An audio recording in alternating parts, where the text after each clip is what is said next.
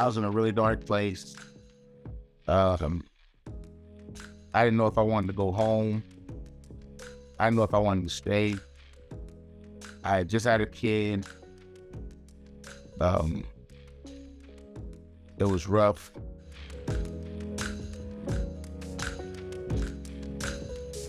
Welcome to Willing to Fail.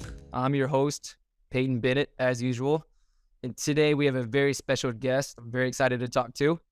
He, despite being a 2-star recruit out of high school and getting no D1 scholarship offers, going undrafted, he played 9 seasons in the NFL, was a 3-time Super Bowl champ. With no further ado, LeGarrette Blount, welcome to the show, man. How are you? I'm good, man. I appreciate you having me, man. Thanks a lot, boss. It's an honor to be here with you. No, the honor is all mine. Thank you. So like the whole gist of the show is just, I want to help inspire people to go through, not be scared to fail, and get out of their own way, and know that every journey there's going to be ups and downs. And I think your story is a really good example of that. So I've been just doing a little bit of research on you. I'm very impressed with the weathering of the storm of the ups and downs you've gone through, the mental strength it takes to get from where you've been to where you are now, and how you're still going with your business, which we'll get to. But I think the best place to start is the beginning. First off, I saw you were born on December 5th, which is a great day. I was also born on December 5th. Here we go, man. So I saw you were born in Florida. And I saw your dad, it looked like, was a football player growing up. So for you, who were like your big role models, like your big influences, and what did you aspire to be when you were little? Man, my biggest role model and biggest influence was my pops. So growing up as a kid, my dad never made it to the league, but he did play. I guess he played a little bit of college, and it wasn't a huge school. It was some school in Georgia. I don't even remember the name of it, but his graduating class was the first class to win a state title in my town, and he played fullback, linebacker. He kicked sometimes. I don't know, he played all over the field, and at that time, I guess that was just common. And everywhere I used to go, and this started way back when I started playing recreation flag football when I was 6 or 7 years old. And I used to always hear like, "Hey man, you're gonna be as good as your dad, and you're gonna be as good as your dad, and your dad was a beast, and your dad was this, that, and the other." And from there and go so forth and so on. And as I got older, it just, the more and more I heard it from older people that played with them, uncles and aunts, stuff like that, more and more I heard it just inspired me to be more like him and just try to exceed what he done in high school. Even though I didn't get the state championship, that don't mean I was nicer than him in high school. But it just inspired me to just continue to grow and get better and better and better at my game, because I just didn't want to live in his shadow. I got you. Like, you know what I'm saying? Like, oh man, everyone used to go, before I got like recognized, everyone I used to go, everybody was just like, "Oh, stop, bro. You LeGarrette Blount, son." I'm like, "Bro, yes, bro. Yeah. My name LeGarrette." Like, you know what I'm saying? They were like, "Oh man." And they used to call him, I guess they used to call him Applejack or Jack, whatever it was. And from rumor has it, and this is a rumor because I never really seen any film, because he's old. So rumor has it is that he hit a guy so hard one time that back when he played, they had the face masks that come, the face masks that come all the way down, and that was common. Well, we don't have that anymore. But back then, everybody had that line. And I've heard a rumor that he hit a guy so hard that he dented it in and broke the buckles off the chin strap. Wow. And I've heard this story so many times, and it never changes. So I guess it's credible. But I used to just hear stuff like that about my dad growing up, and it inspired me to just want to be better, want to be just better than him, and get a lot more recognition than he did. And look, man, I'm nice too. I'm better than he ever was. And that's kind of what ignited it and what it inspired me to just get to the spot that I was in at that point in time. I just held that with me the whole time of growing up and playing football. Okay. Yeah, that makes sense, especially in like a very small town. So, and I'm guessing your dad is a pretty big guy too. Yeah, he's about right now. My dad pushing 60, 50, 55 or something like that. He's about 6'1", 6'2", probably about 230. Okay. So runs in the family for sure. Yeah, yeah, he's solid. He still works out, still lives, still go walking, still run, and all that stuff. It's a habit for him at this point. Yeah. Okay. So for you, did you play any other sports growing up, or was it just football? I played football. I played baseball. Um, I dabbled in basketball a little bit in high school.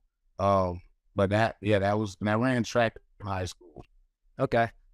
All right. And then, so in high school, I saw, I mean, you played varsity all 4 years. You were playing varsity at like the age of 14. Were you Yeah, at that point, were you bigger than everybody, or were you a late bloomer? I wasn't bigger than everybody, but as far as height, I was just as tall as most of the guys. I was just as tall as the guys, and but at 14, I was probably like 5'11", probably 175 pounds. Okay. Not quite for the right age. 108. You know what I'm saying? Like, obviously, a lot of the guys aren't that big, but I was just really tall and skinny. I didn't put the weight on until about my junior years when I put on, probably like 25 pounds or so, and got to around like 215. And from then on, I was able to put it on easily. So when I left high school, I was probably around like 230. Okay. I didn't look at any footage of you in high school, but I mean, imagine if you're that big in a small Man, that's town. hard to do. That's probably hard to find. Yeah. I got it though, but it's probably hard to find on the internet. I gotcha. So were you just like dominating at that point? Was it pretty hard for just one person to tackle you when you're that big as a junior and senior? Oh yeah, nobody was. I never got tackled by just one person when I was in high school. I had some pretty ridiculous runs. Um, had some really, really, really ridiculous stats. Um, I want to say I played a game one time in high school where if all of my runs and plays would have counted, I probably would have had about 500 yards rushing. Oh my goodness. But I think I ended the match with like 320 or something, 330. If you have some old clips of that, you can send to me. I would love to put it on the video version of this. Oh yeah, I got you. Where they ain't gonna look as clear as the ones we getting nowadays. It's gonna be a little crazy. Yeah. And so for you coming from like a small high school, right? I mean, you knew you were dominating, you know you could play at that level. Do you feel like coming from a small town and not being in the time where there's like online of all this footage, do you think that hurt your recruiting and getting noticed? What was your recruiting process like? I don't think it hurt it, but it definitely didn't help it. Um, I feel like I got as much recognition for someone in a small town as you can get, Okay. without being like Mr. Football or, without doing something crazy. Like for instance, Antoine Smith, I think he was probably running he played at Pahokee in Florida, and I think he probably was averaging 2,000 yards rushing a season.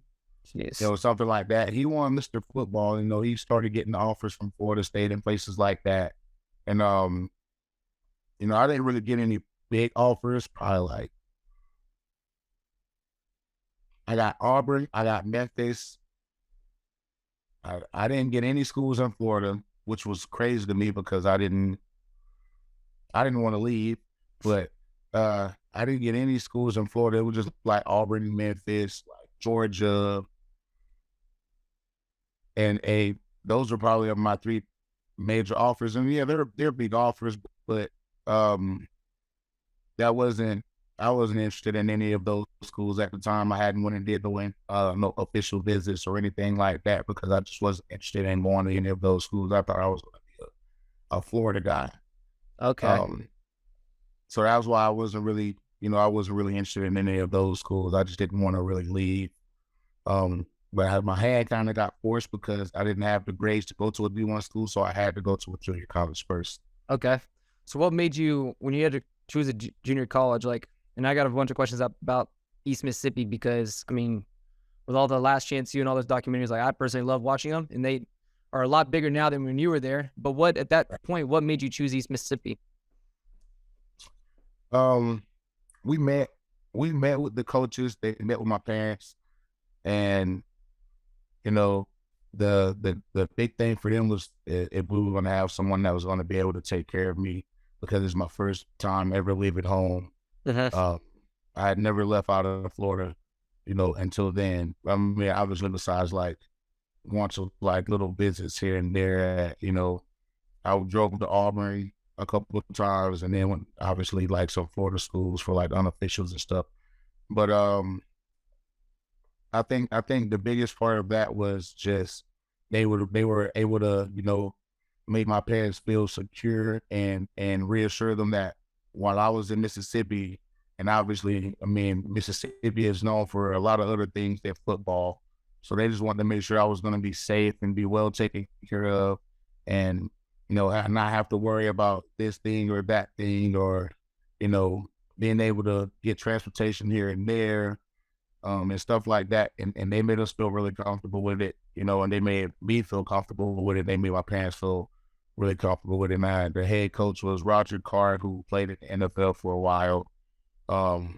So that was some of the main reasons why I went to East Mississippi. Okay, yeah, that makes sense. I mean, seems like it was a good decision in the long run. But at the time when you're there grinding and I'm sure you think to yourself, like, I have the ability to be playing D1 at these levels. What was your mindset like when you first get there, you show up and you see that it's a small town? Like, I read that wasn't even like restaurants open, that in order for you to eat, you had to get like bacon and bread at the gas station.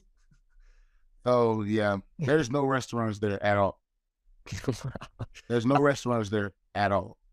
That's crazy. So what was your mind? The only way that you would eat is if you go to the cafeteria, or there's two gas stations that's right down the street one on each side of the street, and they cook like chicken, mac and cheese, like, gas. I don't know what a lot of places they do, but I know in Florida, a lot of down south places have these little stores that you go to. They fry chicken.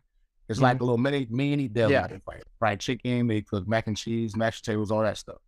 And it was a store that I always went to. I went down there while my parents sent me money. I would go get the money from whatever it used to be. I haven't done it in a long time, but you wire money or whatever. And you go get that, and then I used to just buy me some food and just make it last throughout the day. And then eventually, when my parents, when the football season started, they started visiting a lot more often, like coming to the games and stuff.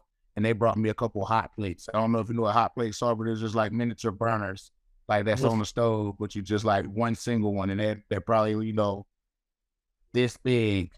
And they brought me a couple of those, and they brought me a couple pans, and they brought me a couple pots. Obviously, I had a couple mini fridges, and whenever I get a chance, we would go to DeKalb, and it's like a little grocery store there. There's not a lot of variety, but like necessities. You got your hamburger meat, and you got your chicken, and And I used to go get that stuff, and then bring it back to my room. And when I get hungry, obviously if I couldn't go get food from the gas station or whatever, I just whip up me some hamburgers, or I'll just, scramble me some hamburger meat and, make some hamburger helper or whatever. And, I would eat on that for a few days and stuff like that. But that was my, that was how I was surviving out there. Yeah, it sounds like you found ways to eat pretty good. I read that when you would get back from like the holiday breaks, your coach, if you were like a little over on the weight, that they would come and wake you up at 6 a.m. at your dorm and go make your run. Oh, what was your just like your whole mental state of being there, of just having to live in a place like that and have that day-to-day grind? Like, were you just like kind of looking forward to like your big goals, or were you frustrated that you were there? I had gotten at that point. I had gotten to know the all of the coach staff and a lot of the guys I was playing with. I had gotten to know personally. And at first you don't really understand I mean, you do understand, like, okay, I'm out of my weight range, like I'm a little bit heavier, and but you understand, but in my mind, I'm like, okay, well, whatever we're doing, whether it's working out or this, that, and the other, this is the way it's going to come off. And that was really how it worked. And that was really how I first got introduced to like managing weight. And Okay. and they used to have me wake up at 6, go get on the treadmill, run for 30 minutes, get out, go shower and all that stuff. And that's usually how I started my day all the way until I got my weight down. And I think I might have showed up 8 pounds overweight. So it wasn't, I mean, it was great. Like I did it like every day for like a season. I probably did it for like a week or so. Okay. And after that, it was just, I gotta make sure, I don't have these weight problems next year. Okay. And then seasons go by, you play well there, and then it comes down to like deciding where you're going to play college ball. You end up going to Oregon, and you were just saying that you didn't really want to leave Florida. Now all of a sudden you're going to a place that couldn't be much further. What made you choose Oregon, and what was that decision-making process like? So, kind of similar, you know, I'm being so far away from home. My parents just want to make sure I was just well taken care of. And I just wanted to, obviously be reassured as well. I was really nervous at first because I had never been anywhere that far. Mississippi is in driving distance, so that was easy, 8, 9 hours, whatever, on the road. But obviously you can't drive you can drive to Oregon, but this is gonna take you some days. Yeah. And they just wanted to make sure that, like I said, that was like my whole process of this was just, kind of the same. And, with the extra incentives of, getting a per diem check and, Little different getting facilities in Oregon. staying, you know, Little different facilities in Oregon than East Mississippi. way different, way different facilities. The uniforms, just the perks, the people that's been associated with it, the guys I went to Oregon on an official visit while I was at East Mississippi. I went to Oregon on an official visit, and Jonathan Stewart was my host. And I remember talking to him while I was there, and I was asking him, I'm like, bro, this is a huge decision, like life-changing decision for me. I need to know if you're leaving or not. Because he was a junior.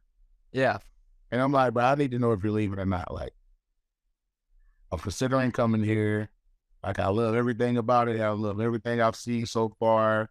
The dorms, the parties, the everything, everything you see around campus, the uniforms, all of the stuff, everything that you get, the perks of coming to Oregon. And I'm like, man, listen, I'm seriously considering it here. And Florida State is my other option. Like, those are all 2 places that I'm considering going. Even though I grew up a Florida Gator fan and I hate Florida State with a passion, I was going to go play there. And I was like, bro, are you leaving? And he was like, I don't know.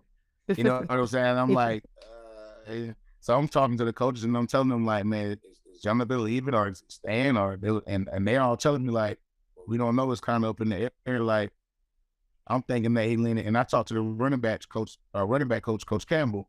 I'm like, bro, what you think? Like, man, what you think? Like, I know y'all want me here, but don't shoot me no bullshit. Like, tell me, like, you know what I'm saying? Because I know how that go. Oh yeah, he even. Oh well, when you get there and sign, oh well, he decided to come back. You know what I'm saying? Like, nah, bro, shoot it to me straight. Like, I don't want to know. Like, I and he was like, I honestly think he's leaving. I feel like if he doesn't leave, like, I would be shocked. And that's what Coach Cam told me. If he does leave, I would be shocked after what he did in the Sun Bowl and, how well his junior season, how successful the season was. I'd be surprised if he didn't leave. And so the last day on my visit, I talked to him again. I'm like, man, I'm not going to tell anybody, but I want to know. And he was like, well, you probably won't tell anybody, but if you just come here, they don't kind of assume, and it's going to be pretty obvious that you coming here because they need another back. And he told him, like, bro, I'm not gonna tell nobody. And he told me, like, yeah, I'm gonna go. Like, I'm gonna leave, bro. I ain't coming back. And then right after that, that's kind of how I started making phone calls. Like, hey, Jason Williams, that was one of the receivers, because I wore number 4. I wore number 32 3 years of high school, and I wore number 4 for 1 year. Well, I ended up liking number 4 a lot. So when I went to junior college at East Mississippi, I wore number 4. And they gave me Jason Williams' phone number, the wide receiver. And I remember, like, they gave me his phone number, and I called him. I'm like, hey, man. I'm like, man, look, the only thing that's stopping me from coming to Oregon is not being able to get number 4. Are you willing to give that up? Like, can I? And this is going to his senior year. He's been 4 this whole time. So this is going into his senior year. And I called him like, man, look, man, can I get the 4? You know what I'm saying? Like, bro, I want to come out there so bad. I want to ship, but I need to know about. And he was like, oh, you want the 4? I got you. No problem. I got you. That's nothing. I got you. You can have the 4. I'm gonna get mine. You can have the 4. Yeah, cool. I come there, and I go to the equipment room, and I'm seeing all this stuff, and I go to the locker, and I'm seeing all this stuff, and I'm like, wait, I see the 9 there. I'm like, wait, this ain't my number. Like, this ain't what? I'm like, nah, I'm supposed to be 4. And then I see Jason walk around the corner. He was like, yeah, bro, I'm sorry. I couldn't get rid of it. I was like, it crushed me. I'm like, damn, bro, that's fucked up.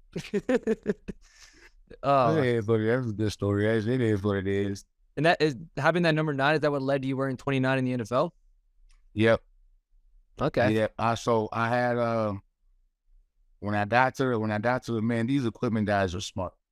You know, they make everything make sense. So I got to the league, and I got number 42 with the Tennessee Titans. And after I left there, I went to the Buccaneers. And I'm like, look, y'all got, 32. Well, I wore that in high school. One of the other running backs that was a vet, obviously, had 32. I'm like, bro, I need that 32. Like, let me get that up. And he was like, nah. So I'm like, all right, cool. So my equipment guy told me, he was like, hey, you want 27? I'm like, bro, 27 fucking stinks. Like, that's an ugly number. And it was like, bro, Eddie George wore 27. They just trying to go on and explain, why 27 is. I'm like, man, nah, man, forget that. Like, I don't want that. Like, I want like a dope running back number, like 28 or 32 or something like that. And it was like, well, weren't you number 9 in college? 2 + 7 = 9. I'm like, all right, cool. Like, it is what it is. Like, all right, cool. Fine, that makes sense. And then I just got the 27 from there and rolled that thing out. I bet you wish you could have wore a single digit in the NFL like they can this year. I knew it was coming, too. I knew it was coming. And I thought it would have been when I was in the league. Because I was in the league for 9 years. So I'm like, eventually they don't, you know what I'm saying? But 2 years removed, yeah. Lord be old. Well, I guess it's not too late, man. But you would have had to pay a pretty penny because you would have had to pay for the lost sales of your number switch if you didn't switch teams. And a lot of my jerseys were in stores. I wasn't going to pay that. Yeah. Okay, so at Oregon, had a really great first season because Jonathan Stewart wasn't there. Rushed for over 1,000 yards, scored 17 touchdowns. Second year, you had that off the field thing, which I'm not going to ask you about because I know you had to answer that all the time. But long story short, it felt like you were really harshly punished for that. What I'm more curious of is, like, for you as a college kid that's probably looking forward to going to the NFL, and now you're getting like most of your senior year taken away from you. What was your mental state at that point? Was there a time where you felt like giving up, or was it kind of like just a chip on your shoulder you wanted to keep going? At that point in time, man, I was in a really dark place. I didn't know if I wanted to go home. I didn't know if I wanted to stay. I had just had a kid. It was rough. I was going on, like, when I first went back to class and stuff after that incident, when I first started going back to class, I couldn't go anywhere on campus without hearing about it. Like, I couldn't go anywhere. Yeah. I couldn't go anywhere without someone being like, hey, bro, hey, bro, why'd you knock buddy out? Or, hey, bro, why did you do this? Or, hey, bro, and going into class and getting standing ovations. And, like, it was just weird. You know what I'm saying? And to the points where I didn't want to go to class. I stopped going for a minute. I just stopped going, and I had my teammates bring what I needed to do to my home, like to my apartment. I'm like, bro, whatever it is, because and most of my classes there was at least one football player, and I'm like, bro, whatever it is, bro, just bring it to me. My tutors and stuff got a hold of my professors and stuff like that, and just like, well, this is what he's going through, and obviously I'm not there, so they was just giving my work to like my teammates and stuff, and I was getting to the points where I was just like, you know what, should I find somebody to talk to Chip? Should I like sue him? Like, I didn't know what to do. I was just in a dark place, and I was getting Chip Kelly wasn't helping me. Like, he wasn't like calling and texting me, hey, are you okay? Or da-da-da. Like, Mike Bellotti was, though, the head coach before there. I'm like, that's who I was hearing from. And, I talked to Tony Dungy, and I'm talking to these guys, that are reaching out from different places, but I'm not talking to my head coach, the guy that, and I'm feeling like, damn, you don't feel any kind of remorse. You don't think this was harsh. You don't think, for what I did, because I've seen people before that and ever since that, I've seen people do a lot worse. Yeah.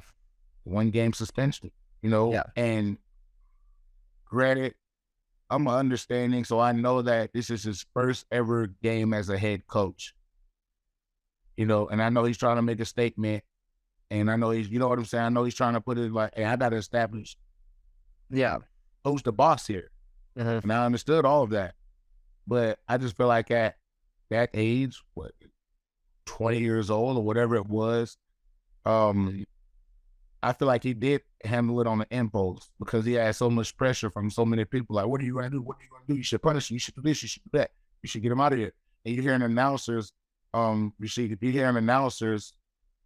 that game, we watched it over and over in his office. You hear people say, you hear the announcers and stuff saying, oh my God, there's no, you should get suspended for the rest of the entire season for that. And you should do this right there. And you should kick him off the team and this stuff like that. And I think those pressures got to him, and that's what led him to make a rational decision of suspending me for the whole season. And then he's in the office crying to me and stuff like that. Like, at that point in time, I feel like, bro, you're my coach. Like, they shouldn't influence you to do anything. You should have my back, if anything. Like, I sat here and told you verbatim what happened from the beginning of that to the end of that. I told you what happened, and all you're hearing is, I punched him and I went towards the crowd, and that's all you're hearing, but you're not hearing that, why I punched him and why I'm walking towards the crowd, like, and I'm telling him this stuff, you know what I'm saying? Like, hey, bro, this guy in the crowd spit on me, like, while I'm walking to the locker room. Like, if I spit on you right now, like, me and you gonna be in here fighting. You know what I'm saying? Like, just imagine that, bro. That's probably one of the biggest signs of disrespect that you can get as a man, woman, whatever. Like, that's one of the biggest signs of disrespect you can get is for someone to spit on you. Like, I feel like anybody in the world, someone spit on you, it's go time. Like, bro, what? Like, you disrespect me in the worst way. So the guy spit on me. Like, and I know a lot of people don't watch the clip in depth. They just see what they see. And the guy spit on me, so I'm trying to get to him in the crowd. And when I try to swim around and get to him in the crowd, another fan slapped me in the face. Jesus. You know what I'm saying? And then another fan threw a chair at me. But no one is seeing that side. They just seeing like, oh man, LeGarrette Blount is going crazy. You know what I'm saying? Like, so that's why I'm like, that's why me and Chip will never have the relationship that we had at one point, because I feel like at that point in time, he had a chance to have my back after I told him everything that had happened, and he didn't. And I think his hand was pushed and pressured by Coach Bellotti and a couple other people to give him the chance to get reinstated. he could have been. You never know too, because he could have been pushed by like boosters and stuff, especially like the high college level football. You never know what goes on behind. Right. And like especially if they could have influence with the media to push that narrative one direction for a certain reason. Like, when I was listening to the Pat McAfee show when you were on there, and like that was the first time I heard, just like Pat and his boys, the first time he heard that you apologized the next day, like called the guy, like you never hear any of that stuff. So it's like, Nah. Yeah. I apologized to him and his coach the next day, and I left it at that. You know what I'm saying? And he was just like, "Oh, okay, cool." And I'm like, "Bro, you ain't gonna apologize for what you said to me? Like, of course not. You know what I'm saying? Because nobody knows what you said to me, you know. And Yeah. if I go out and say what you saying to me, it's gonna look bad as an excuse of why I acted the way I did. Oh, so it's just justifies why you acted like. No, I'm not justifying. I'm just, if you're asking me, I'm telling you what was said. Yeah. You know what I'm saying? So So what I'm curious of is like when something like that happens, like obviously at the moment it sucks, but in the long run, obviously, do you think that like that moment, because obviously that led to you being undrafted when you were probably one of the best running backs in that draft class, and you were the only rookie that the best. You were and you were the only rookie to rush for over 1,000 yards, and you proved that throughout your whole NFL career that you were the best from that draft class. Do you think that an incident like that made you go undrafted, do you think that was a chip on your shoulder that may have even pushed you to even be better down the road? yeah, I held that. You know, that was something that I held close to my heart. I just felt like, in my mind, I didn't ever want to feel like that again, and I didn't ever want anyone to have access to my feelings personally to make me feel like, to make me go into as dark of a place that I went to. Like, and that just toughened me up on the outside, like hardened my shell. I kept that chip on my shoulder, like, and I used that every single time I went out to play. Like I used that because I just feel like everybody viewed me as one type of person, or everybody viewed me as this, that, and other. Like basically what I did, like basically that one incident discredited everything I did the year before. Like I rushed, set like you said, 17, however many touchdowns and 1,000 yards, and that never got talked about again because of that incident. You know what I'm saying? And I'm like, bro, that incident shouldn't define who I am as a person, and definitely shouldn't define how I am as a player. You know what I'm saying? You go look at the numbers, you're saying that I'm the best running back in the draft, and I understand how the league goes. I'm gonna get if I can get you for cheap, I'm gonna get you for cheap. If nobody's gonna draft you, I'm gonna wait till the draft is over. I will be the first one on the phone, because whenever the draft was over, 6 teams called me. Yeah, that makes sense. You know what I'm saying? Like, so I just didn't. Yeah, it's interesting to learn, because I'm just learning more and more about like how the media pushes these false narratives. Like somebody in an organization will go to media to push a false narrative just to drive the price down on a player that they want. It's pretty crazy out there. But so continuing on your roller coaster, right? So then you go to the Titans, and you said multiple teams were calling you. Was that just you felt like the best fit, or they just the best price for you? I thought that was the best fit. So I kind of agreed with Mike Singletary that I would go to the 49ers. Okay. On the phone, I'm like, look, man, because he called me and he's saying, hey, man, we want you here, this, that, and other. Like, man, we know you're talented. We want to play you immediately. Da, da, da. I'm like, okay, that sounds good. But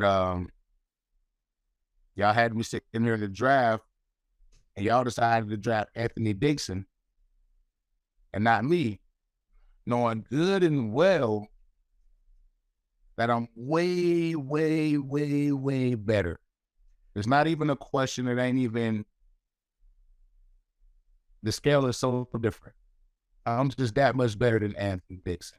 Don't get me wrong, like that was my dog. Like he cool people, you know what I'm saying? But even he knows, at the combine, at the Senior Bowl, all that stuff. Like I'm letting all these guys know. Like I'm not hiding it. I'm telling them, like when they talking to me, I'm like, bro, yeah, bro, I'm the coldest running back in this class. I'm telling other running backs in the class that, like, yeah, that's me. Like I'm him. Like prove me wrong. Like I'm telling them that, and I'm doing the meetings at the combine and stuff. So I'm like, why didn't y'all draft me? Y'all drafted Anthony Dixon. What's the reason behind that? It was like, well, we knew we'd be able to get you at, we knew we'd be able to have a shot at you at free agency and this, that, and the other. I'm like, well, shit, I deserve to be a free agent more than him. But I'm not saying I'm not hating on him, but I'm just saying, like, bro, if we going off production, I'm the nicest you're gonna get. And he was like, yeah, man, we just want you here. He's gonna be a teams guy. And I told my agent, I'm like, I like Singletary, like that's cool. I could do that. And then the Tennessee Titans, Jeff Fisher called. Hey, we got rid of we're short. We don't have Lindell White anymore. We just got Alvin Pierman. I think he's from Tennessee, or I really don't remember exactly. We got Alvin Pierman or something like that. AP. We got Javon Winger and we got Chris Johnson. And we just, I think they had, no, we didn't sign Sam to afterwards. So I'm like, yeah, like shoot, Chris Johnson, y'all speed stir, like y'all need a power back. So I'm like, damn, this is the perfect fit for me. Y'all just lost Lindell White. I'm there. I'm better than Lindell. Sounds perfect. I'm younger than Lindell. I'm fat. I'm everything more better than Lindell. Every aspect of the game. So and I'm like, that's perfect. That's perfect fit for me. And then they brought on Sam Gatto like a little bit later, and I made it all the way to the last cuts. And I'm talking to CJ, because I always kicked it with him while I was out there. And I'm like, man, dang, bro. I'm like, bro, they're gonna get rid of me. And I'm seeing these guys go back and forth in the coach's room, and like, bro, you ain't going nowhere, bro. They love you here, bro. They love you. Like, they love you, dog. I'm like, all right, cool. And it come down to the last day, and they done made the 53-man roster, and 60-man or whatever it is, and I'm on it. I'm juiced. I'm amped up. I'm hyped. What? Then Jeff called me. It was like, man, we love you. We're sorry. We got to let you go because we got to sign a couple special teams guys because we got a couple guys that's hurt and they ain't going to be able to start the season. And they're special teams guys. So we need 2 special teams guys. I'm like, well, shit, because somebody else, like, y'all need me too. And he was like, I'm sorry, man, this hurts. This is heartbreaking. I don't want to do it, but I have to. He said, but when I let you go, the Buccaneers already have called about you and they want to claim you off waivers when I let you go. So I'm like, all right, cool. So boom, I'm in the office and he said, I'm finna call him for you. So he get on the phone with the Buccaneers and he call him and, hey, Raheem, what's up? He said, hey, man, you want to be a Buccaneer? Yeah, I want to be a Buccaneer. And if you can claim your waivers, da. And that kind of rest was history. I went to the Buccaneers and did, whatever I did over there. Yeah, I'm a Falcons fan, so I remember. Okay, so yeah, you played great at the Bucs. I don't even remember why, if you got traded or what happened, but then you ended up going to the New England. So what was that shift like, and what was the culture difference in going to the Patriots? So Doug got drafted. So during the time that Doug got drafted, I was hanging out with a kid, me and Keith just chilling. We're just hanging at his house watching the draft. And he thinking that they're gonna draft a corner and get rid of him, and I'm thinking they're gonna draft a cornerback and get rid of him. This is year 3. So 2012. And whole draft go by. I think they drafted maybe Mark Barron, safety. So Keith like, yes, sir, I'm good. and I'm in there like, yes, sir. And like, we both good, like we straight. Then they go to pick 32. And they said the Tampa Bay Buccaneers have traded it with such and such. Buccaneers pick Doug Martin. Oh, I was like, we looked at each other like, damn, bro. And then I played that 1 year with Doug, and they traded me to the Patriots after that, and man, that shock was different. Yeah. That shock was different because I went from being with the Buccaneers, a younger team that's, more so my speed. I could hang out with after practice, after work and stuff like that. And excuse me, I could hang out with them after practice. And I went to a place where a lot of veterans. You got Brady, and you got Rob Mayo, and you got Brandon Spikes, and you got a lot of veterans out there. And the culture was different. So, I'm sensing the difference. Like, I'm like, all right, well, I could tell these guys don't really go out. Like, I could tell these guys don't really do this. Like, I could tell. And so it was definitely different because couldn't have been falling in the locker room. Whereas I just came from a spot where I could be in the locker room and, go to, hey, what's good, Twitter, blah, blah, blah. And like, I went to a place where you can't do that. There was no doing that. Like, you get in trouble for doing that.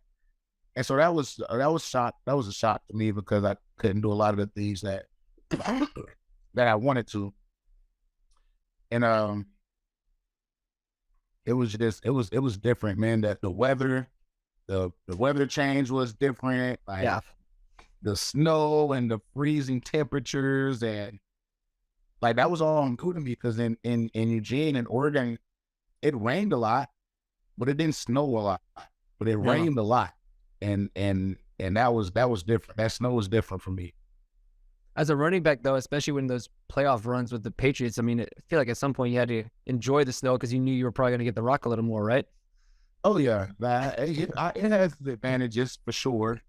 But yeah, I knew, certain games I was gonna get the football a lot more than usual, And then I know some games going into a game that, for instance, whenever 12 was suspended for those 4 games, I knew that I was gonna get the rock a lot, those 4 games. Yeah. Okay. So back on your roller coaster of your career, right? So you go from the Bucs, then your first stint with the Patriots, and you played 1 season with them before leaving, right? Yep, I played 1 season with them, and then I went to the Pittsburgh Steelers. But you won the Super Bowl in your first year in the Patriots, right? I did it. You did it. So it was. I wanted the next year. Okay. Oh yeah, that's right. As soon as you went back, gotcha. Right.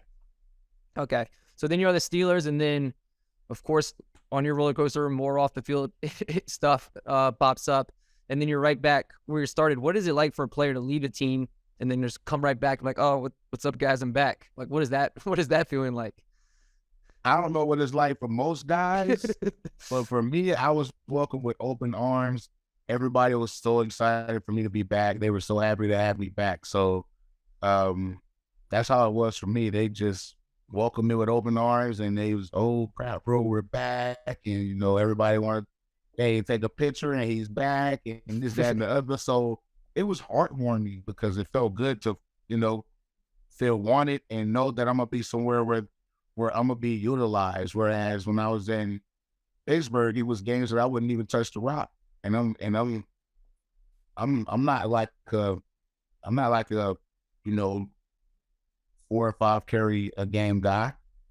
Like I feel like I've paid my dues and I've done enough and showed enough that where I had the respect to at least get 10 carries. You know what I'm saying? If we run the ball 45, 50 times, I feel like that's not much to ask if I'm only asking for 10 or 12 of those 50, and I mean, 50 might be an exaggeration, but I know it's been games where, and granted, I love Le'Veon, and I think that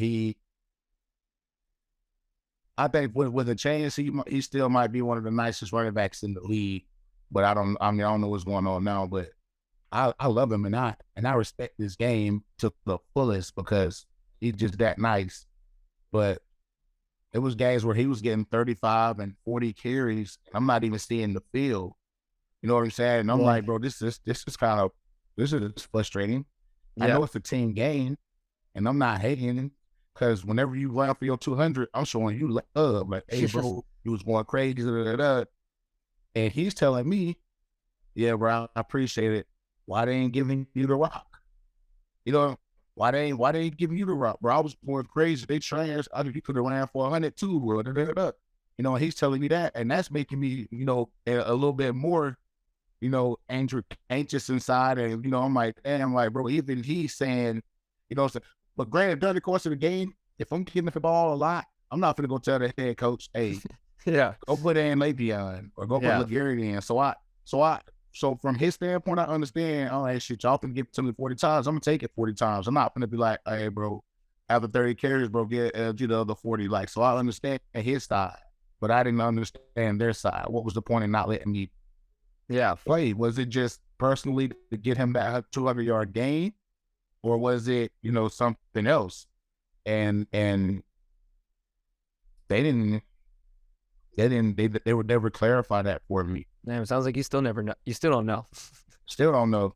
Damn. So what? Yeah, I mean that's a roller coaster of just a season because most that season you're on the Steelers, you're not getting the rock, and then that same season at the end you're the one holding the Super Bowl trophy, right? You're holding the Lombardi Trophy. Right. And the thing is while I was there, and the thing is what made it even tougher is they knew that I could do it because earlier that season, I think one game at the game against the Panthers, I think maybe I might have had 24 carries for like 170, and I had like 17 for like 120.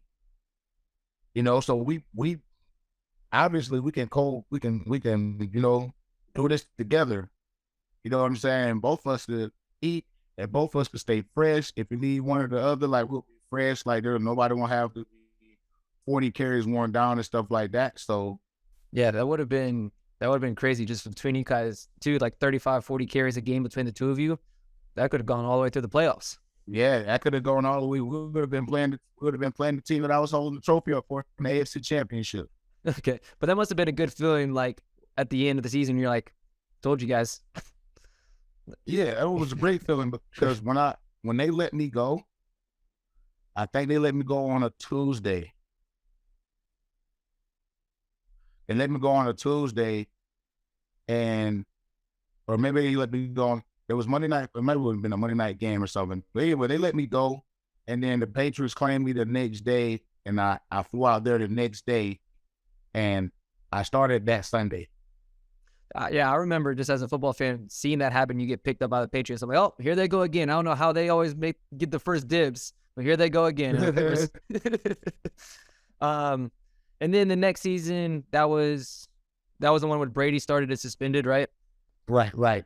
And then you guys beat my Falcons in the most ridiculous Super Bowl. Oh man. I don't really want to talk about that game too much. But for you, just as like watching that game unfold, you guys are down 28-3, and then like, what was the locker room like at halftime as the Patriots, and what was like the mentality on the sideline as you guys are slowly inching away and everything was going your way? It was pretty quiet in the locker room at halftime. That's for sure. Okay. It wasn't a lot of talking. It wasn't a lot of. Everybody was just kind of quiet, focused, locked in, and we knew we weren't out of it. So we never felt like we were out of a game as long as 12 was playing. We just didn't. We just never felt like we were out of a game as long as he was playing. And when things started going our way, we kind of knew. We didn't know that we were going to win, but we knew that we were going to be able to make it a competitive game. We knew right then. And obviously with you know, the Julio catch and all that stuff going their way, which by the way, he's impossible to defend. So we just kind of figured, you know, now it's gonna go back and forth. And we had the Julian catch towards the end. That was crazy. And at that point, when we had the catch by Julian, at that point, I'm like, yeah, we're probably going to win this game. Yeah, I had the same thought, man. As soon as that happened, and then I saw you guys won the toss at overtime, I was like, this is how it ends. It's over. Yep. Because it happens like that. It happened when some weird, miraculous stuff happens.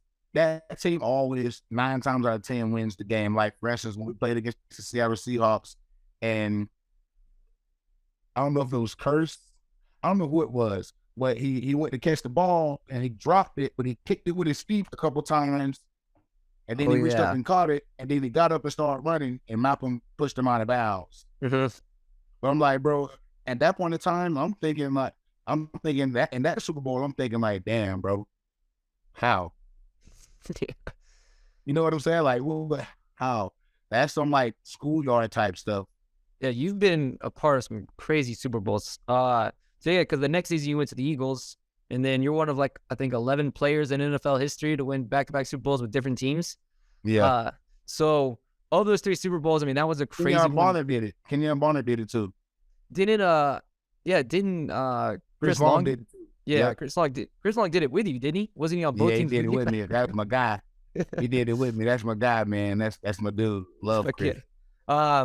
So of all those Super Bowls, is there one that's to you as sweeter than the other, or are they all just very Philly, different? Philly. Yeah. What, just because for the city it's just a bigger deal, you think? Nah, just because I went crazy in that game. Oh, okay. I Some more fun for was you. balling. Yeah. I was balling. It's always better when you're playing well and you win. You know what I'm saying? It just makes the fun that much better because you're like, damn, bro. Like I played a major part in us getting this dub. Like if I didn't play how I played, ain't no telling how it would have went. Yeah. Yeah. It's got to be like a better feeling like I helped. Yeah, And I they, wanted to get 100 on them, but Deuce wouldn't let me. what'd you end with? Do you know your stat line? 90, 14 for 90 Okay. and a touchdown. But it was a couple of the runs that Jay Ajayi had. I was asking for it on the sideline, like, bro, let me get that. Let me get that. Let me get that. I wanted to go crazy on them just for the simple fact that they put me in the situation. I ended up coming up on top of that situation because we went to the Super Bowl, but that put me in a situation to where a lot of teams fell off of signing me because they put this kind of rare tender thing that hadn't been used since like the 1960s on me. I don't know what the tender is called, but you have to look it up. But Huh. if you look it up, if you LeGarrette Blount's tender with the Patriots in 2016 or whatever, it'll tell you what the tender is, and it'll when you read it, it's gonna tell you how ridiculous the tender was. Because basically it says no other team can sign you without compensating us. And it's a period where if a free agent leave your team and they sign with a team over like a certain period, then you get like compensated with like draft pick, move, whatever that shit is. Well, the teams waited to after that period to start reaching out. The Baltimore Ravens, the Eagles, the Rams, whatever. And then he placed that tender on me. Everybody backed out except for the Eagles. That's crazy. Did that end up costing you a lot of money? It did. Damn. Okay. So then after that, Yeah. then your last season in Detroit, which I think you were splitting with a couple of different running backs. You guys had like a committee there, didn't you? Yeah, the Kerryon Johnson and Theo Riddick. Yeah. So is that just like what NFL players do? They go to Detroit, then they retire, or what was the decision making for why you retired? So I went to Detroit because I love Matt Patricia. Yeah, that's right. Personally, he's probably one of the most loyal, cool, down to earth, amazing guys I've ever met. He checks on my family. Like to this day, he still calls and checks on my family and stuff like that. So I just wanted them to have like a comfort blanket in Detroit. You know what I'm saying? Like not to go somewhere where you don't know anybody. You know what I'm saying? And he was one of the people that like reached out to me for a deal, and I was like, okay, cool. You know what I'm saying? I'll come over here and play with you, man. You know what I'm saying? Not knowing what kind of atmosphere he was gonna bring. I didn't know that he was gonna bring the Patriots way over there or try to. And I still wish he would have done his own thing. I think he would have been more successful if he just done his own thing. But I went to Detroit, and then after that, I was just like, I had a couple nights with a couple teams, and I got a couple calls from a couple teams, which made me feel good with the decision to retire because I wasn't forced. Yeah. Okay. You know what I'm saying? Like I wasn't being like, damn, hey Zeke, call this team and call that team and call this team and call that team, and these teams saying, nah, we're not interested in LeGarrette. Nah, we're not interested in LeGarrette. So I had a couple teams like Raiders was one of the teams that was calling me like, hey man, come work out for us. And I was already thinking about it at the time. Um, I went out there and I talked to him and stuff like that, and I just was like, man, I don't think this it. Like this might be a wrap. And this might be it for me, man. I'm good. I've won 3 Super Bowls. I've played 9 years. I've given the game everything I feel like I could give it, and I would never want to go out there and play and end on a bad note. Yeah. Go out there and just cause you know, I might fumble the ball a lot, or I might get hit wrong, and might end the season. Or the last thing I wanted to do is end my career on a bad note. Where I had to be forced to retire. Yeah. So that's what made me make the decision. Where that played a factor in the decision. The biggest factor that weighed heavy on me was the fact that the kids were just like, we don't get to see you that much, and we're in school while you're there, and we want to come out and hang with you, and we won't get to see you until January, and stuff like that. And I wanted to be the best dad I can, so I wanted to be fully a part of their lives. So that was one of the major reasons why I let it go. Okay, that's awesome. Okay, and yeah, I think how you do one thing's how you do everything. So just being the best at whatever you're doing. So now you transition into your own business with LG's Feel Good, which is a CBD company. What when did the initial idea come for that, and how did that process start? The initial idea came from me and my business partner. We started talking about different alternative ways to like manage pain rather than use it, pain pills and stuff like that. Because pain pills, I mean, if we're being 100% honest, bro, pain pills are so addicting. You're getting guys that are overdosing. You're getting entertainers overdosing. You're getting all these people that are taking advantage of the pain pills. And even though it's like personally hard for someone to get, it's really not hard to get. If you look hard enough, it's not hard to get access to that stuff.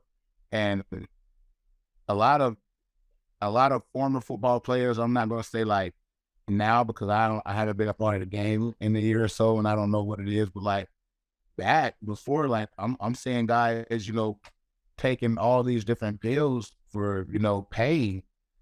And I feel like it's got to be something different. And I learned about this stuff probably like 2 years before I retired. Is when I got introduced to it, and I'm like, man, this is all right. This is kind of all right, And but I feel like I could get away to.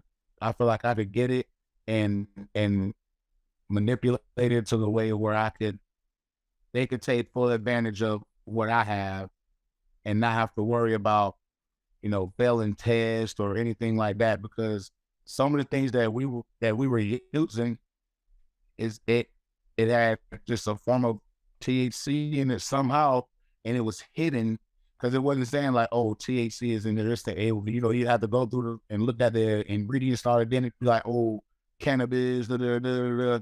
And I'm like, if we get hit, we can fail test. Yeah. And so I reached out to, or my guy reached out to me, and I talked to him about it, and we found a way to just put it 100% CBD isolate with no THC involved in it, and it was a roller ball, and it was a salve, so like a balm, and it was patches, and we tested it out. We did trial runs too, got it perfect, and then we got it, and then we sent some to a lot of my NFL friends, some of my active friends, some basketball, some NBA guys, some UFC guys, and just got it out there. And we're just basically telling them like, bro, this is a form of dealing with pain without the pills, without the addiction. And you go and I'm telling them guys like, bro, this is 100. It's all organic. It's all natural. It's 100% THC free, and it's just an isolate. So it has it has cayenne in it, and it has eucalyptus and all that good stuff for your body and skin. So you won't have any allergic reactions or anything like that. And we're letting people know, you can use it before you work out, you can use it after you work out, you can use it before a game, after a game, you can use it during the game. Like, and that was one of the biggest things for me, is just to make sure that guys know that they could deal with the pain and stuff like that in a different way other than like the pills or take shots or whatever the case is. It's different ways to deal with it. And then obviously I had insomnia while I was in the league. Like I used to stay up all night After a looking game, at right? play any nights. Oh, really?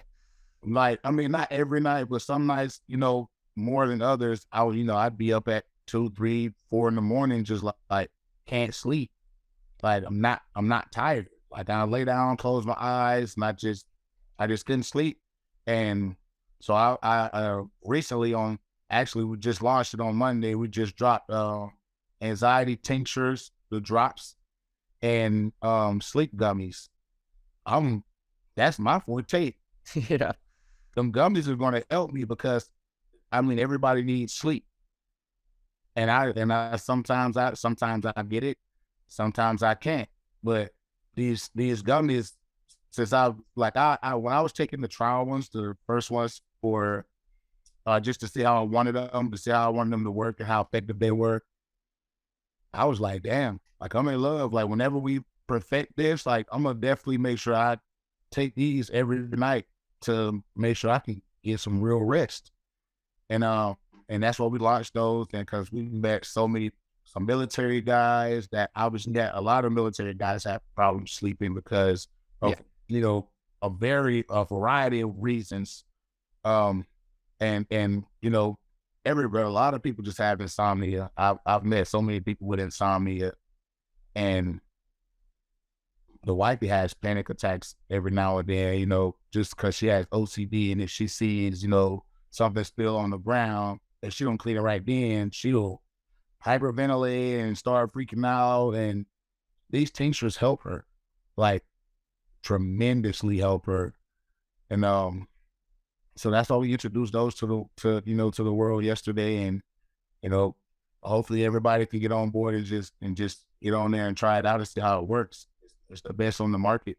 Yeah, I mean, I'm with you. I've been taking like edible gummies. Granted, mine have a little THC in them, so I'll try the CBD, see if it works. I'm not as groggy. um, Yeah, but see, yeah, this right here gonna make you this right here gonna make you feel like when you wake up, you're not gonna feel uh like, you know what I'm saying? Like you're not yeah. gonna, like when you wake up, you're gonna wake up. Like you're not gonna wake up and be like, damn, bro, I feel tired. Like you're not gonna do that. Like not on these gummies. Okay, I should probably do that because yeah, I mean, I've had like family members close to me that have had issues with like painkillers and like being addicted to like morphine and all that stuff. Yeah, Just switching to like CBD or I mean, even THC is much better for you than that stuff, and it's any of that, like right? life I agree changing. with Yeah, I mean, you. Life changing. so yeah, the whole big pharma thing I could talk to you about for like another hour. How like messed up that whole thing is. Yeah, yes. What's so Me what? and you both. So you're in a, I mean, yeah, you're in a perfect spot for it because you can speak from experience of being in the locker room. Because I know, especially in the NFL, like that's where there's a lot of abuse. What before you were introduced to that stuff, what were you using to deal with pain, and then were you using CBD towards the end of your career? Yeah, I was using CBD towards the end. Like my last 2 years in the league, I was using CBD. But before that, yeah, I was on the same regimen that these guys are doing. Like if I'm dealing with pain, like if they're gonna give me some kind of pain pill, I was taking it. You know what I'm saying? I was taking it. I was going to the games, getting a shot in, my shoulder so that I can put my arm across my body. You know what I'm saying? Like before these shots, before I'm getting these shots, I'm not even able to, do this. I'm not, and if someone tell me to cross my body with the arm, like before the shot, I'm just doing like, leaning my body back so my arm go up. You know what Jesus. I'm saying? Like, and then boom, I get a shot, 15 minutes later, I'm doing this, doing this. You know what I'm saying? Like, Yeah. it's like my shit was never hurt. And I'm like, bro, something that works that good and that fast, it can't possibly be healthy for And you. yeah, after that wears off, what does that feel like? It is horrific. It hurts way worse than it did before. Like, and it's hard to manage. Like, you can't sleep all like I'm just talking about like my shoulders. I'm just talking about like without it. You can't sleep on it. You can't get comfortable because every way you turn is a lot worse pain than what it was when I went to sleep the night before the game, when I was able to, kind of turn this way, lay this way, probably, put the arm this way and, just so I don't have to take it across the body or whatever. After the game, I wasn't able to do any of that. After that shot wore off, I wasn't able to do any of that. And sometimes it might wear off at halftime and I might have to get another one. What was in the shot? Were you taking Toradol? Yeah. That's crazy. That's crazy. It's not healthy though. No. So what's it's not even close. Not even close. Yeah. So I think slowly we're moving in the right direction, getting more to natural CBD, like the decriminalization of just marijuana and all that stuff in general. I think it's going the right way very slowly. Right. What's the long-term vision, or what's like the next steps for you guys? Since I just launched a new product on Monday, the sleep gummies and the sleep gummies and the anxiety tinctures. I just want to continue to grow the business and continue to grow the awareness of the just the world, just everybody, like that is you don't have to take, man, we have people that have psoriasis, Really? people that have, so what do you do with the what is it when you itch a lot? eczema? Oh, Yeah, that's what, okay. So you rub this stuff on there? Yeah. Oh yeah. So my niece has eczema really bad. Like she'll take a shower, she'll put on cream, she'll put on lotion, and these dry spots just itch so much. So I'm like, well, shoot, if nothing is working, try my CBD. She tried it. Life changing. Really? Life changing. That's like I have a friend that she doesn't. Obviously, you can't completely stop eczema from itching, but she said it soothes it so much more to where it's not just intense, where you just feel like you want to dig into your skin. Like, you know what I'm saying? Like, it's a very, very, very, way, way, way more manageable than it is when she uses like whatever the cream is that she uses for her eczema. Like, my product works better. That's basically what she told me. And we have so I don't know what. So my agent's wife has some kind of skin disease, and I don't know if it's vitiligo, but some patches of her skin are white. Oh, I don't know exactly what it's called. I don't know either. But she gets that same skin irritation, like where it itches really bad and stuff. And she's one of those. She's one of those people that like don't eat fried food. Oh, really? Like she don't eat anything that's not healthy. Like literally anything. Like to the point to where when her kids come to my house and eat, they might get sick if they eat like McDonald's or something. Oh, wow. So, and I say that shows a lot because she doesn't use anything that's not all natural or organic. Dang. Well, yeah, now I think I know what I'm giving all my family for Christmas this year, because I have a bunch of my family members have psoriasis. I have it just a tiny bit, but like my dad, he has to take like shots and stuff in his stomach for it. And like, yeah, but I'll see if that works better. Yeah, heck yeah. Let him try it out. We got people that have like, man, we got a lot of different people. They use for a lot of different things. We've had people that bought some and just put it on cold sores and they just go away.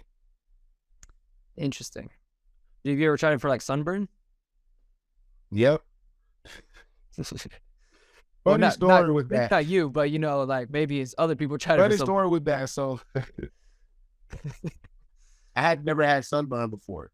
My skin dark. I believe that. So when I got out here, I've been burnt before. Yeah, that's no code. So when I got out here, that was the first time I had ever experienced sunburn, and it was right here on my forehead and right around here, and I was doing everything. I'm like, man, what? I didn't know what it was. I'm telling Marissa like, oh, like my my face is burning, like, don't touch it. And she's just like touching it. She's like, oh my God, your face is hot. I'm like, why you keep touching my face? It's hot, it's burning. Like, don't touch it. It burns when you touch it. And she was like, I think you got sunburn. I'm like, nah, I can't get sunburn. And she was like, I don't know where you heard that at, but you can definitely get sunburn.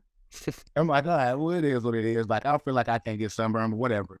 And she got some of the salve, the balm. She rubbed it across my forehead and around my and like over my nose and stuff. And about 2 days later, I was straight. Dang. Like a day later, I was straight. I was super straight. I gotta try that. I've always had to use coconut oil, which coconut oil works really, really well. But Yeah, I'll try. I put it on. She was like, "What?" She told me, "What is it gonna hurt?" And I'm like, "What you mean? What is it gonna hurt? Like, it's gonna either get worse or it's gonna get better, and I don't want a chance to get worse because this my first time having it. You know what I'm saying? I'm pretty sure people have had it way, way worse than I have, but I didn't know. I didn't know how long it's supposed to last or anything, and that was my first time ever using it for a sunburn All on right, myself. man. That's all right. Now you know for sure. Right. I'll try it too, man. I appreciate you giving me the time. I talked to you even longer than I expected. It's great talking to you. Last question I have for you that I ask everybody is, throughout your whole journey, whether it's business related or football related or even personal life stuff, is there anything looking back, any regrets or anything you would tell your younger self or anything you change, or did you leave it all the same? Considering I probably would have went in the first round to probably a trash ass team. At one point, I did regret what I did in college. I did, but as I got older, I felt like I shouldn't regret that because I did that to stand up for myself and for people like me that look like me. You know what I'm saying? And I did that, just because my that reaction came from something that I learned from my grandma a long time ago. And my grandma always ever told me, like, if this is ever said to you, there is no in between and there's no arguing about that. We're gonna have to settle this a different way. You know what I'm saying? And out of the little small town period where I grew up at, it happened all the time. Yeah.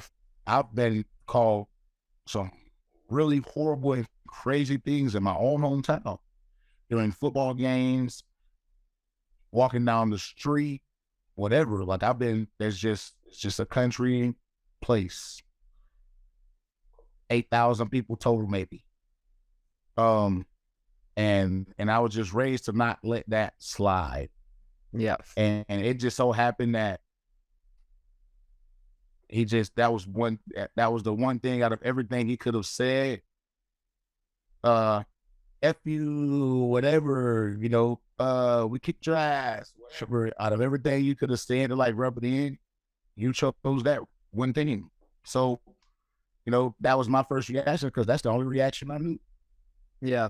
I mean, So yeah. I would say if I regretted anything, it would have been that. But now, like, as a man, as, someone that's, 34 years old, no, I don't. Yeah. I mean, yeah, like you said, you stood up for yourself, and I think long term, you didn't go to a trash organization. Right. Could have just completely made you a way better football player just from that extra chip on your shoulder. Could have Right. put you all the way through. A lot that situation in itself, kind of set up all of the things that happen later on in the future, from going undrafted to winning 3 Super Bowls, that I probably would have, if everything was reversed and I were in the first round, I probably never won a Super Bowl. Yeah. Could have been stuck on the Falcons. Something like the Jets or something, or yeah. I don't know. Okay. Well, I know you have a son that plays football. Any advice for him or kids like him that are watching or listening that want to grow up to be a football player?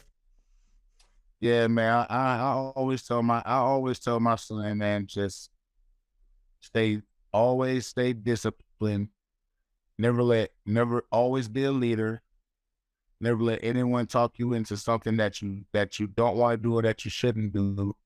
Always stand up for yourself. Um, I just tell it. I mean, I tell them so many different things from what I've learned from growing up. Um, I tell them all that stuff, and I tell them that daily, every Yeah. day. I talk to them and I say, hey man, what's up? How was school? You got homework? Let's knock that on out. Come chill with me.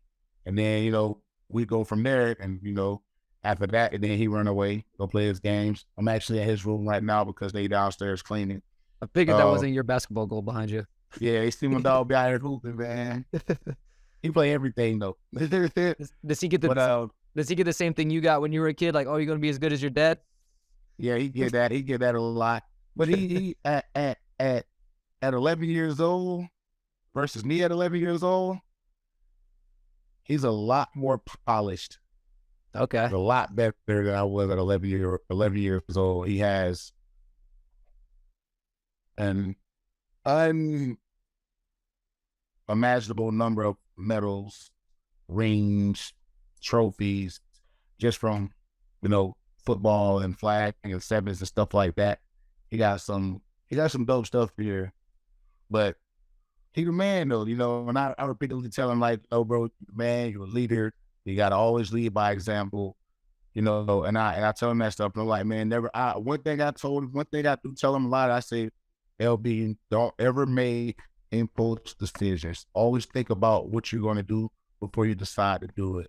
If you get pissed off or if you get mad and you think, I want to snap, always take a minute, take a deep breath, and just think about what's going to be coming out of you snapping. Either going to be one, you're going to get beat up. Two, you're going to beat the kid up. And then after that, you're going to get in trouble, and this, that, and the other. And these are all like domino effects of one decision. And so I let him know that, hey, he's a smart kid. He understands. He makes all A's in school and stuff. So I was like, he's got a bright future. It seems like you're guiding him the right way. That's awesome. oh yeah. Well, that's all I got. Last thing, where can the people find you? Where can they find LG's Feel Good? Whatever else you want to plug. People can find me at L_Blount on Instagram. And if you want LG's Feel Good, the best CBD product in the business, you can always go to lgsfeelgood.com and, get your rollerball, get your salve, get your patches, get your sleep gummies, get your anxiety drops, any of that stuff. If you need it, we got it. It's the best CBD product on the market, hands down. There it is. You heard it. I'm gonna go buy it right now. Actually, try it out for the psoriasis. Try it out for the sleeping. That's all I got for you, man. Thanks again for coming on. It was great talking to you. And I appreciate it, Peyton, man. I'm sorry it was so tough to get a hold of you, man. I'll be moving around, bro. This is the longest I done sat down in one place. I don't know how long this has been, but this is the longest I done sat down in one place in a minute. So I'll be on the go. I'll be on the move. So I'm right there with you, man. Hey. I get antsy. I got to fidget with something. Maybe it's something to do with being born on December the 5th, but I can't stay still. Right. I can't stay still, man. Persistence is the key, man. Stay that way, bro. Stay that way. All right. I appreciate you, man. All right. That's a show.